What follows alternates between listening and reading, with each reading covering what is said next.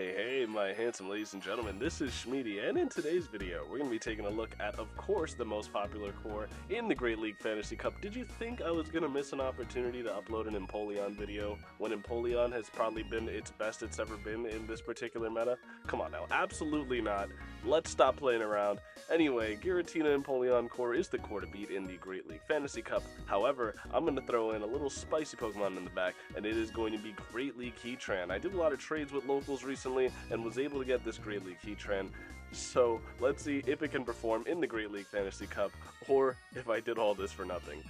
Nevertheless, if you guys like today's video, please feel free to leave it a like and subscribe, but without keeping you too much longer, let's get into these matches. Kicking things off with game number 1, as Giratina is going to pick up a nice lead into Turtonator. Turtonator unfortunately paces so slowly, and its Incinerates are resisted and not threatening to the Giratina, that it will have to switch out into an Azumarill.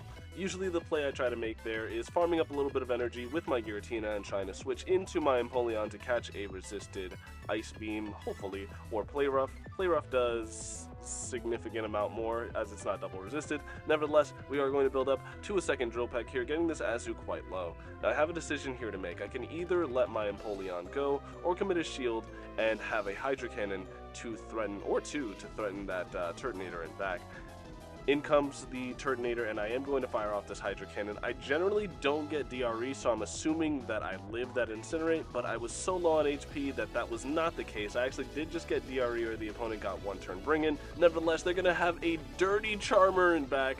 In comes the Alolan Ninetales, and Alolan Ninetales getting absolutely cooked by Hearten. Hearten, in case you're unfamiliar, is double resisting the charms. We care absolutely nothing for the charm damage, and even the Psyshock, one of the first moves this Hearten has ever been able to no-shield confidently in its life. Earth Power is going to get the shield from the Turtonator, and we're going to fire off this Magma Storm. Magma Storm will not do a lot of damage as it is double resisted, but they shielded anyway, and we have one move on our Giratina, but one move on our Giratina is all we're going to need to KO this Turtonator. GG's. Game number 2, and our Giratina origin is going to lead into a Flygon. This is a terrifying core breaker for my team, and they are going to be on Mudshot. I've seen a couple on Sand Attack this rotation. I'm not entirely sure why. They're going to go for the CMP on 7, but we're going to catch their Dragon Claw onto our Empoleon safe switch. So Dragon Claw not going to do too much damage. They are going to bring in a Haxorus, and this is where everything goes wrong. The game lags. I don't get my Drill Peck, and I'm unable to force a shield from the Haxorus. That may have a huge ripple effect on the rest of this game. We're going to have to see. They're going to fire off a Breaking Swipe, which would do massive damage to my Giratina. So of course you're going to see me shield it up and fire off this Ominous Wind. I have to fire off this Ominous Wind before they're able to make a second Breaking Swipe, as that would, of course, as we stated, do massive damage. They have a shield advantage. They have energy advantage on this Flygon, as they do have some residual energy here. I'm going to build up to a potential Shadow Ball and fire off the Ominous Wind, as we don't have Shadow Ball. We have one move on our Giratina, and I am happy about that fact. Nevertheless, they are going to be able to fire off a move here, but this Dragon Claw just won't KO. I'm going to be able to make a last second Ominous Wind, and here, unsure if I should shield this or not. You're going to see me decide against it, as I can't allow my Hearten to just be free real estate for Scorching Sands here. So I am going to bring in Hearten. They fire off their energy on alignment, and this is actually going to be a Dragon Claw bait. So we are cooking here. They are going to fire off another move here. However, even if this is a Dragon Claw, I do have to shield, as I would be in Mudshot, farm down range, or farm down range for whatever their third is. And in the back, they show us their third. It is going to be a Shadow Magnezone. This isn't particularly good, as the Volt Switches are doing a ton of damage. Hearten looking to get 2 moves. We make the second Magma Storm. However, Hearten's HP is devastatingly low here. We are quite low. Are we going to be able to farm down? No, we are not. And for the second video in a row, I have to say, Niantic, fix your fucking game. Nevertheless, it is going to be a lead of Giratina mirrors here. Giratina into Giratina origin. We are going to fire off the Ominous Wind on the CMP tie, and I have lost every single CMP tie, but I rolled the unluckiest dice. This is probably the worst IV Giratina I've ever seen, is my own, and I lose every CMP. I don't know how this happens. Anyway, I am going to no-shield their move, come in with my Empoleon, and try to get ahead on energy, as generally Giratina origin leads are pretty soft to Empoleon energy in the back. Generally, it is paired with Steel types, and Steel types in this particular cup do not like to see Empoleon. we are going to fire off the Drill Peck onto their Azumarill, and this is exactly where I needed them to bring in their Azumarill. They're kind of telegraphing the fact that they may potentially be weak to Empoleon in the back, and bringing this in may make me feel like it could be Skarmory in the back. Nevertheless, Drill Peck onto the Azumarill is going to do a solid amount of damage, but they are going to be able to reach a move here. I'm unsure if I should shield my Empoleon here, but you're going to see me decide against it. It's just a play rough, so we are going to be able to make another Drill Peck here. And if this Drill Peck gets them low enough, I may even be able to bring in Hearten and go for an aggressive farm down. It does pick up the KO in the back. It is going to be Turtonator.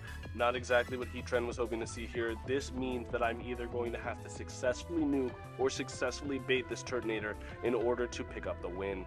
I am going to build up well past the Earth Power and bait with the Magma Storm. Is this bait going to be successful? It all comes down to this. If we get no shielded, we lose, and we get no shielded. However, I'm going to be firing off the Earth Power onto this Turtonator. If they no shield, they will lose. They no shielded and get KO'd.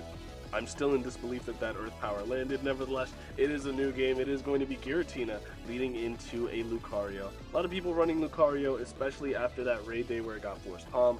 Nevertheless, it is going to be an Azumarill in the back, and we are going to successfully be able to catch the move for the first time in my entire life. I always go for this play, and I always fail this play, just giving the Azumarill a massive energy lead, but I am able to successfully catch the play rough this time. I'm going to fire off the Drill Peck onto the Azumarill, and this is going to do a solid amount of damage. The Azumarill is getting pretty low here, and I have a decision to make. A Hydro would KO. Am I going to shield it? Am I not? I am going to shield because a play rough plus a little bit of bubble farm would actually kind of come close to KOing there as well. So you're going to see me play it safe. In comes the Lucario, but I have a move stored for this Lucario. Going to be forced to give up a shield here, and Lucario is just going to be aligned onto a Giratina, which unless it's running Shadow Ball, which I've noticed a lot of them are not, this is not a particularly good matchup. They're going to bring in a Goodra, and ooh, this may be bad. Goodra is going to be resisting our Fire Spin Fast Move Pressure, and that's not a good spot to be in if you're running something like Hearten. Now tasked with having to shield a move is my Hearten. The Aqua Tail would probably one-shot me, I'm not even going to lie. It's a very low base power, low energy move, but I probably would just die to it. So I am going to put up a shield, fire off the Earth Power, get the debuff, however. And I'm kind of regretting that I didn't Magma Storm bait. If I Magma Storm baited, I could have gotten some guaranteed damage on this Goodra, which would of course have been pretty useful. They are going to be able to get another move off on my Giratina here. I am very low though.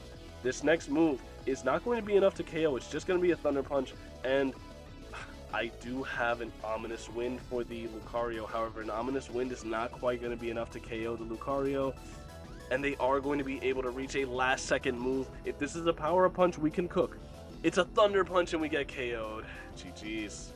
No rest for the weary. It is going to be Giratina leading into a Steelix, but they switch, telegraphing the fact that they are definitely on Thunder Fang. Thunder Fang is very good for us. We definitely don't mind either of our Pokemon not named Empoleon being on the Steelix if it is on Thunder Fang, as it won't have a whole lot of fast move pressure into Giratina nor Hearten. So we are going to put up a shield on our Empoleon and just get a full farm down of this Dragonair.